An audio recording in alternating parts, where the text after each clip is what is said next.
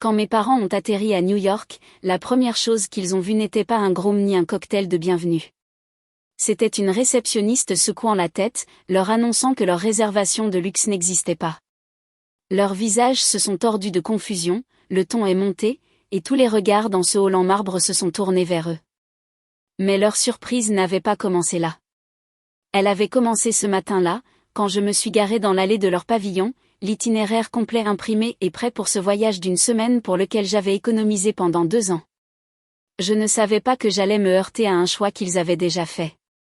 Un choix qui me remplaçait. Un choix qui réécrivait tout.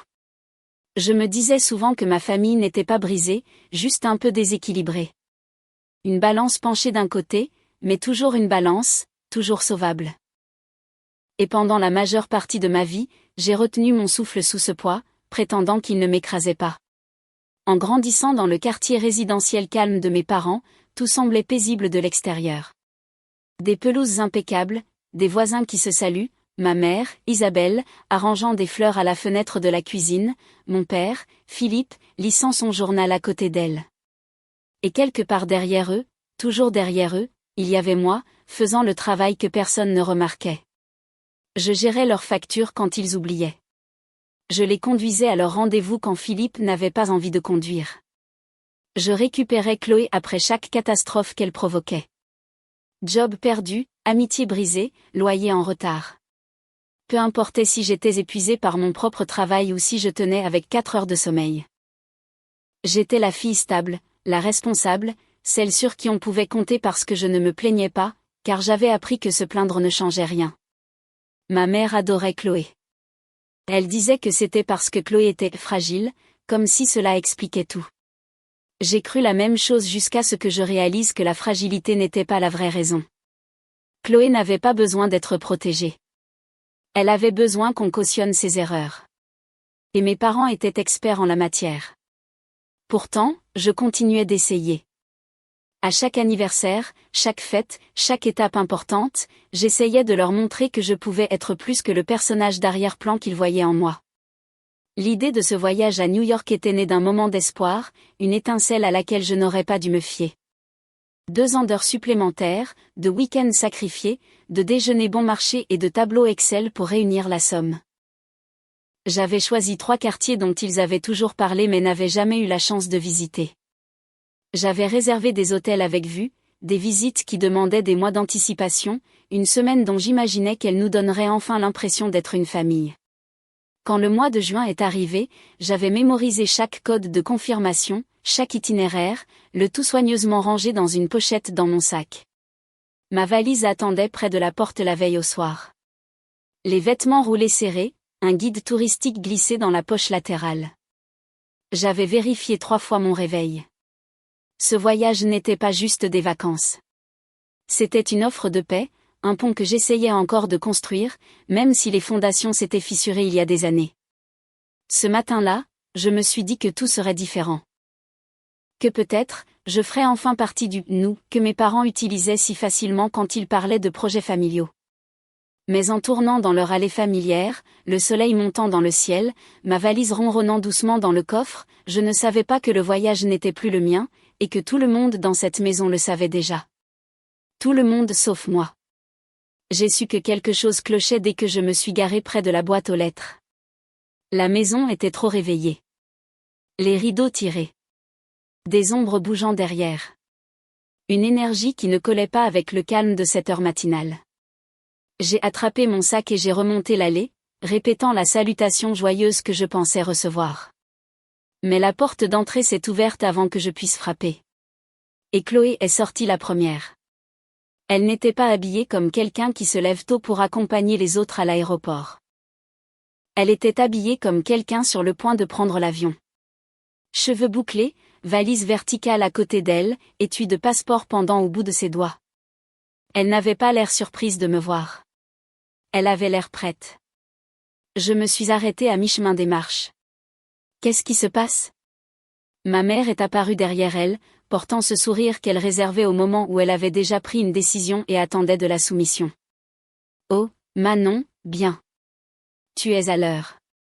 J'ai jeté un coup d'œil à Chloé, son petit sourire en coin, sa valise parfaitement bouclée. Un os est serré dans ma poitrine. Pourquoi elle a des bagages? Isabelle a joint ses mains comme si elle se préparait à rien de plus qu'une légère confusion. Nous avons décidé d'emmener Chloé à ta place. Pendant une seconde, je n'ai pas compris les mots.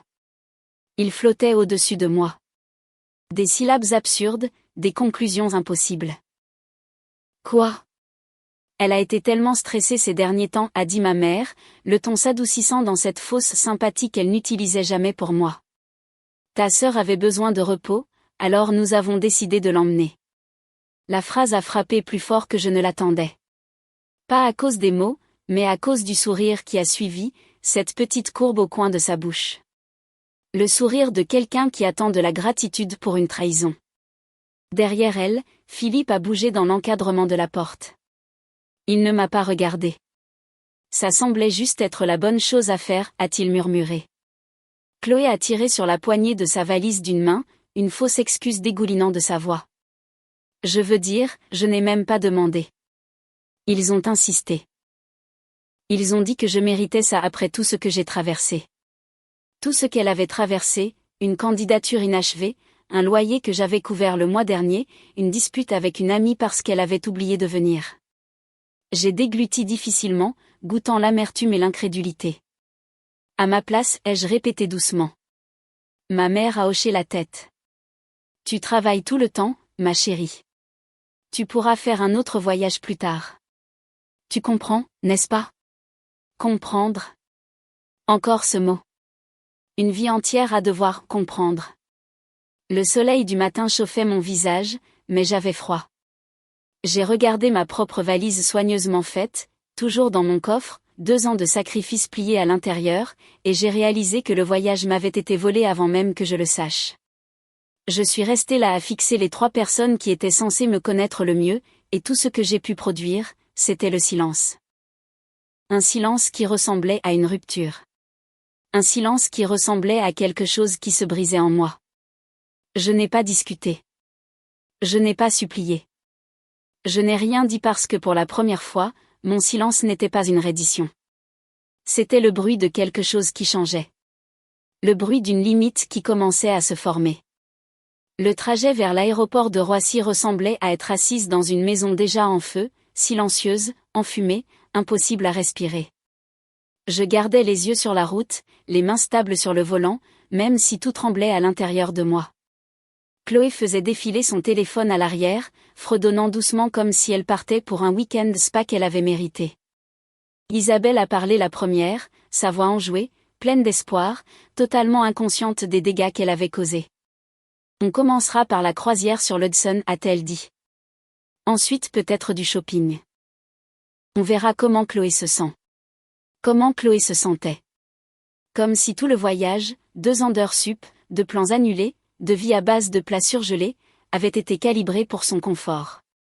Philippe s'est raclé la gorge. Merci de nous conduire, Manon, a-t-il dit doucement. Ça signifie beaucoup. Non, ça ne signifiait rien. Si ça signifiait beaucoup, il ne m'aurait pas remplacé. Mais je n'ai pas dit un mot.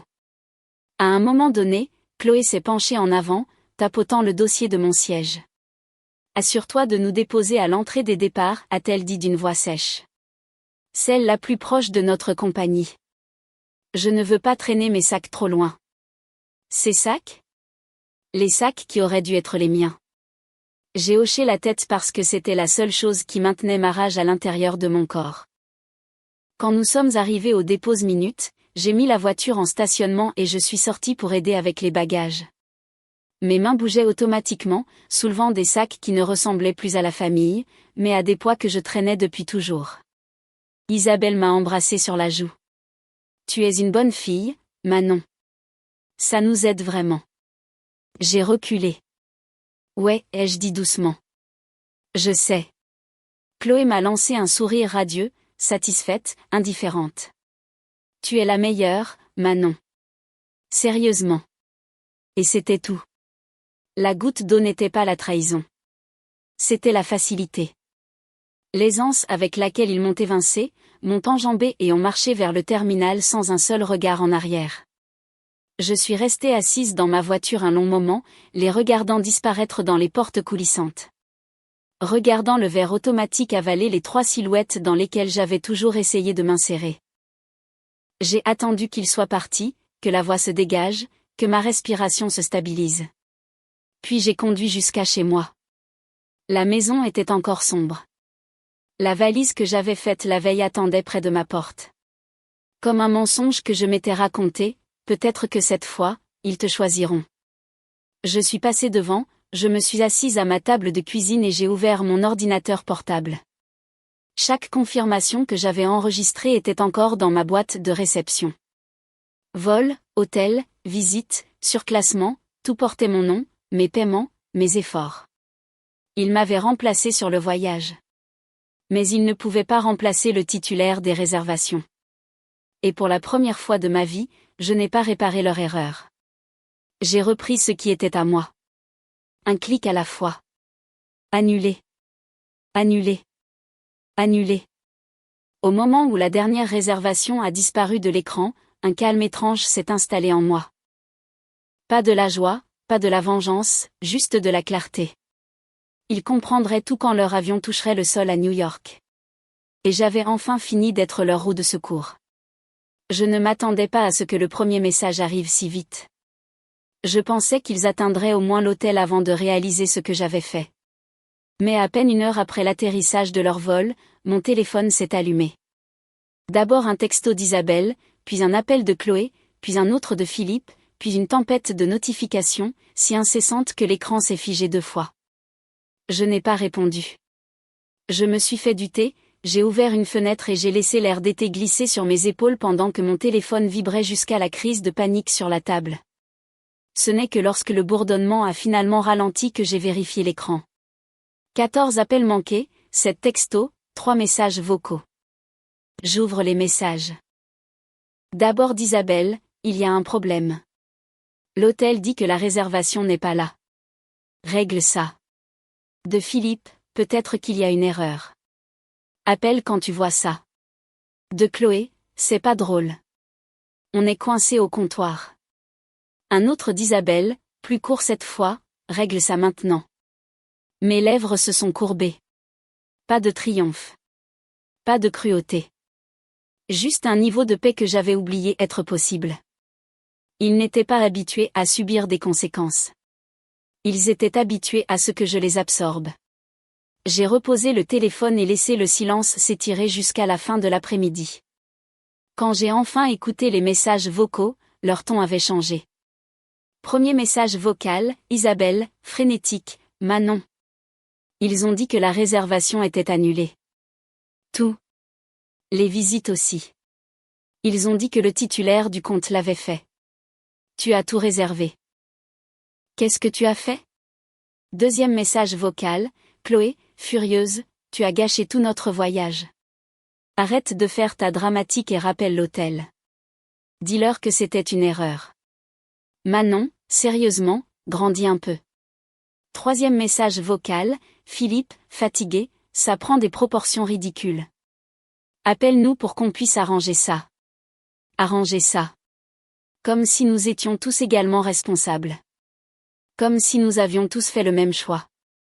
Je n'ai pas répondu. Ce soir-là, j'ai commandé à emporter, je me suis blottie sur le canapé et j'ai laissé leur panique glisser sur moi comme de l'eau. Ce n'était pas de la vengeance. Ce n'était pas de la rancune. C'était simplement l'équilibre. Le premier moment de ma vie où la balance ne penchait pas entièrement contre moi. Le lendemain matin a apporté une nouvelle salve, cette fois avec des photos. Une photo d'Isabelle et Philippe debout devant l'hôtel avec leurs bagages empilés à leurs pieds. Une photo de Chloé assise sur un banc inconfortable, foudroyant l'objectif du regard. Une photo de l'agent d'accueil pointant un écran comme pour confirmer l'absence de réservation. Pas de surclassement, rien du tout. Leur légende variait, mais tout tournait autour du même message, répare ça. Je ne l'ai pas fait. Ils ont fini par trouver une chambre de dernière minute dans un hôtel bon marché loin du centre-ville, peut-être dans le Queens ou le New Jersey. Minuscule, sombre, l'opposé de tout ce que j'avais réservé. Ils ont envoyé plus de photos, plus de plaintes, plus de culpabilité. Au 3e jour, quelque chose dans leur ton s'est fissuré. Disparut le sentiment que tout leur était dû. Disparut la condescendance. À la place est venue une désespérance enrobée d'une mince humilité. S'il te plaît, appelle. On galère ici. On a besoin de ton aide. Je n'ai toujours pas répondu, parce que pour une fois, je n'étais pas leur solution. Quand ils sont finalement rentrés à la maison, pas glamour, pas rayonnant, mais épuisés et froissés, j'étais déjà assise sur leur perron. Je ne me cachais pas, je ne les évitais pas, j'attendais simplement. Le taxi les a déposés au bord du trottoir. Même de loin, je pouvais voir la défaite dans leur posture. Leurs vêtements étaient froissés, leurs cheveux frisottés par l'humidité, leurs yeux cernés par le stress. Chloé m'a vue la première. Oh, super, a-t-elle marmonné en traînant sa valise vers les marches. C'est parti. Isabelle a suivi, le menton levé avec cette inclinaison têtue qu'elle utilisait quand elle était à la fois embarrassée et en colère. Tu nous dois des explications. Je n'ai pas bougé. Qu'est-ce que vous voulez que j'explique? Ce voyage était un désastre, a claqué Isabelle. On a dû rester dans une chambre minuscule. La compagnie touristique n'arrêtait pas de dire qu'on n'était pas sur leur planning. Tout était un chaos. Philippe a soupiré lourdement. Tu aurais pu appeler quelqu'un. Tu aurais pu arranger ça. Je me suis levée alors, lente et stable. Pourquoi j'aurais arrangé un voyage auquel je n'étais pas invitée? Isabelle a cligné des yeux. Tu es dramatique. On pensait que tu comprendrais. Chloé avait besoin d'une pause. Besoin d'une pause de quoi? Ma voix n'est pas montée, mais elle est devenue tranchante. De ne pas avoir de travail? De dormir toute la journée? D'attendre que quelqu'un d'autre résolve sa vie? Le visage de Chloé a rougi. C'est méchant. Ce qui est méchant, ai-je dit en descendant une marche vers eux, c'est de décider d'emmener ma sœur sur un voyage que j'ai payé. Ce qui est méchant, c'est de sourire pendant que vous m'écartez. Ce qui est méchant, c'est de s'attendre à ce que je finance vos vacances après m'avoir remplacé. Isabelle a pouffé. On ne t'a pas remplacé. Vous l'avez fait, ai-je dit. Vous l'avez absolument fait, et vous n'avez pas hésité. Philippe a essayé à nouveau. Tu aurais pu nous parler à la place. Tu as tout annulé. Je l'ai regardé, vraiment regardé. Pour la première fois, je ne voyais pas mon père, mais un homme qui avait passé toute sa vie à éviter de prendre position. Je n'ai pas tout annulé, ai-je dit doucement. J'ai annulé ce que j'avais payé. Vous m'avez retiré du voyage. Alors, je me suis retiré de la facture. Le silence s'est installé sur le perron. Pas le silence lourd et oppressant avec lequel j'avais grandi, mais un silence propre, clarifiant. Chloé a croisé les bras, défensive jusqu'à la dernière seconde. Tu as gâché notre semaine. Non, ai-je dit, j'ai arrêté de me gâcher moi-même pour vous. Isabelle a ouvert la bouche, l'a refermée, a détourné le regard. Pour la première fois, elle n'avait pas de réplique. J'ai pris mes clés, jetant mon sac sur mon épaule. J'espère que vous avez appris quelque chose de ça. Parce que moi, oui. Qu'est-ce que tu as appris, a demandé Philippe, d'une petite voix. Que les limites existent, ai-je dit. Et je vais enfin les maintenir. Je suis descendue du perron. Personne n'a suivi. Alors que j'atteignais ma voiture, Chloé m'a crié après, la voix se brisant juste un peu. Alors, et maintenant? Tu as juste fini? Je me suis retournée une fois. J'ai fini d'être votre réparatrice, ai-je dit. Pas votre famille. Puis je suis montée dans ma voiture et je suis partie. Pas triomphante, pas vengeresse, juste libre. Et si vous voulez plus d'histoire où la justice tombe enfin là où elle le devrait, soutenez-nous sur Revanche Ivoire en vous abonnant. Vous serez notifié dès qu'une nouvelle histoire sera en ligne. Pendant des jours après la confrontation, mon téléphone a vibré de messages que je ne me suis pas pressée d'ouvrir. De brèves excuses de Philippe. Des textos trop doux, soigneusement formulés d'Isabelle, une seule ligne de Chloé qui disait « peu importe ». Rien de tout cela n'avait plus de poids. Je répondais seulement quand j'en avais envie, jamais par obligation. Avec le bruit s'estompant, ma maison ressemblait enfin à la mienne. J'ai vidé des tiroirs que j'avais ignorés depuis des années, réarrangé mon salon, ouvert des rideaux qui étaient restés fermés trop longtemps. Il y avait une légèreté à bouger dans ces pièces sans porter leurs attentes sur mes épaules. Un soir, je me suis assise à mon bureau et j'ai ouvert le vieux tableau Excel que j'avais utilisé pour planifier le voyage. Au lieu de la piqûre que j'attendais, j'ai ressenti de la clarté. Cet argent avait toujours été destiné à une expérience digne de souvenir. Alors, j'ai réservé un voyage solo en Italie. Rome d'abord, puis Florence. Pas de compromis, pas de substitution de dernière minute. Quand je suis sortie de l'avion des semaines plus tard, une douce chaleur m'a enveloppée. J'ai marché dans des rues sans avoir à gérer l'humeur de personne, j'ai mangé quand je voulais, je me suis attardée là où ça me plaisait. Chaque moment ressemblait à la reconquête de quelque chose que je n'avais pas réalisé avoir perdu. La liberté n'était pas bruyante. Elle était stable. Et elle m'appartenait enfin. Au moment où je suis rentrée d'Italie, je savais une chose avec certitude. L'amour ne se mesure pas à combien vous donnez. Il se mesure à si quelqu'un vous donne en retour. Fixer des limites n'a pas brisé ma famille. Cela m'a enfin montré quelle partie valait la peine d'être gardée. Et si vous avez déjà porté plus que votre part, j'espère que mon histoire vous rappelle que vous avez le droit de vous éloigner. Si cela a résonné en vous, partagez vos pensées dans les commentaires et abonnez-vous pour ne jamais manquer la prochaine histoire. Vous n'êtes pas seul et vous méritez mieux que d'être la dépanneuse de la famille.